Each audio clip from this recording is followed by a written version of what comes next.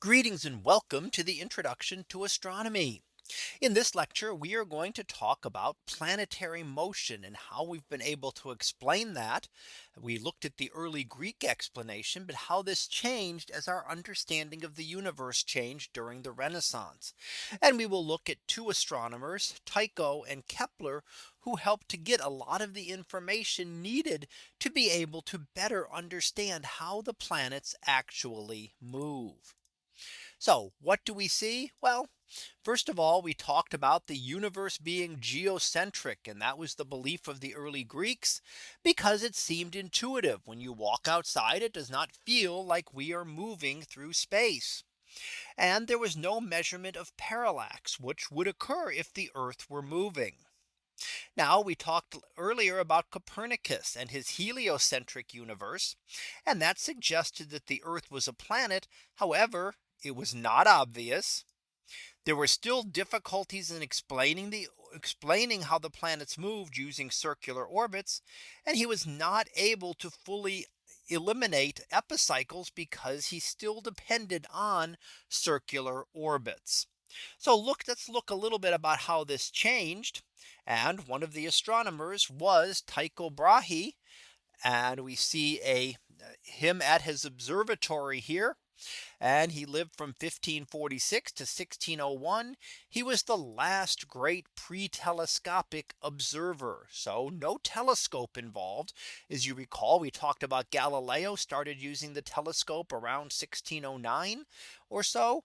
And that was really the earliest advent of telescopes. So he was doing all of this by looking at the stars and using great measuring devices like the quadrant shown here to be able to measure the positions of the stars and planets. He collected decades worth of data more accurate than anyone had done before. And he found that his observations did not fit with the geocentric model. So he actually gave his own model of the universe because he also felt that his observations did not fit with the heliocentric model. So let's look at briefly at what he did. And the model that he gave us was something like this. So there is the Earth at the center. So Earth was still at the center of his universe. The sun orbited around Earth, but the planets orbited around the sun. So what does this do? Well, it explains some of the motions of things like what Galileo would eventually find with the phases of Venus, even though that had not yet been discovered at this point. And that explained that Venus would go through a complete cycle of phases. It explained the lack of parallax because Earth was not moving. So sun and moon orbit Earth. The planets, however, orbit the sun, and then there is the great sphere of the stars out there. So this did fit Tycho's observations and what he was able to see, and accounted for the fact that even though with his extremely accurate measurements, he was unable to detect parallax. Now, working for Tycho was Johannes Kepler, who was the mathematician who analyzed the data. And he was able to explain planetary motion much more in a much simpler manner. So he was able to explain planetary motion by getting rid of these two things, getting rid of circular orbits and uniform motion, which had been the belief since the time of Aristotle. So he was getting rid of things that had been going on, that had been believed for well over a millennium, pushing up to almost 2 millennia, that we had believed that everything in the sky moved this way. And he gave us three laws of planetary motion that we will look at over the coming slides. So first, Kepler's first law of planetary states that the orbits of the planets are not circles, but are ellipses, with the sun at one focus. So what is an ellipse? Well, we show an ellipse here. You can draw an ellipse by putting two thumbtacks in a piece of cardboard and using a circular piece of string. So a string tied with a knot, and then putting a pencil there. So all the points on the ellipse are equally distant from these 2 points. So if you add this length And this length, no matter where you put that point on the circle on the ellipse, you will get those two. Now it leaves us with a number of different parts of the ellipse. The center right here at the central portion, as you might expect. There are two foci labeled F1 and F2 in the image here. And then you have two axes, whereas a circle has a diameter, an ellipse has a major axis, which is the larger region, larger axis going across is the furthest through the center, and a minor axis, which is the smaller, shorter region that goes through the center. So when you go the shortest possible and the longest possible, you get the major and minor axes. We also have ellipses will also have an eccentricity depending on how squashed they are. So what do we see? Well, let's look at some ellipses here. And we have an example of some ellipses here. Let's clear that. And we have an ellipse of zero, an eccentricity of 0 is a circle. So this is what we had thought for a long time, that all of the planets orbited in circles. As the eccentricity gets larger and larger, the circle gets more and more squashed. But note how you don't really see much of a difference for a while. It's hard to tell the difference between even E equals zero point 0.2 or zero point 0.3. Just looking at that, it still looks like a circle. When you get up to things like 0.95, you do see these. Now most of the planets fit in this range, this first row. So in fact, all of the planets will fit in that range. Mercury being at about 0.21 is just a little bit more elliptical than this.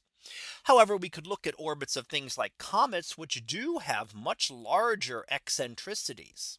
So there are things that orbit like this, but all of the planets having quite circular orbits kind of explains why we did not pick up on the fact that they were different very quickly. Now, so that's his first law, said that not circles, but things orbit in ellipses. His second law stated that a line joining the planet and sun sweeps out equal areas in equal intervals of time. What does this mean? Well, it means that the planet is changing its speed. So in going from 1 to 2 here takes a certain amount of time, and going from 3 to 4 takes exactly the same amount of time. And the area of A here and B here are exactly the same. So you have a long skinny sector here, a shorter fatter sector here, and those are exactly the same amount of area. What it's really saying is that the planet is changing speed, moving faster when it is close to the sun. We call that perihelion over here, and moving slower when it is further from the sun at aphelion. So the planet is changing speed. Let's take a look at that, how that works. And here we see a planet orbiting, and watch as it comes closer. You see it speed up and then it slows down. And what Kepler found is that if you connect the two with the line, that would sweep out an equal area. So every day's worth of orbit or every month's worth of orbit would be exactly the same amount of area between the planet and the star. Now, Kepler also gave us a third law of motion a little bit later than the first two. His third law of motion said, and we'll say it two ways here, but he said that the square of the orbital period is directly proportional to the cube of the semi-major axis. Now, I didn't tell you what a semi-major axis is. If you remember, we had something like an ellipse here. The major axis was the line going straight through. The semi-major axis is half of this. So the semi-major axis was the distance from the center to one edge of the ellipse along the major. That's actually the average distance between the planet and the star.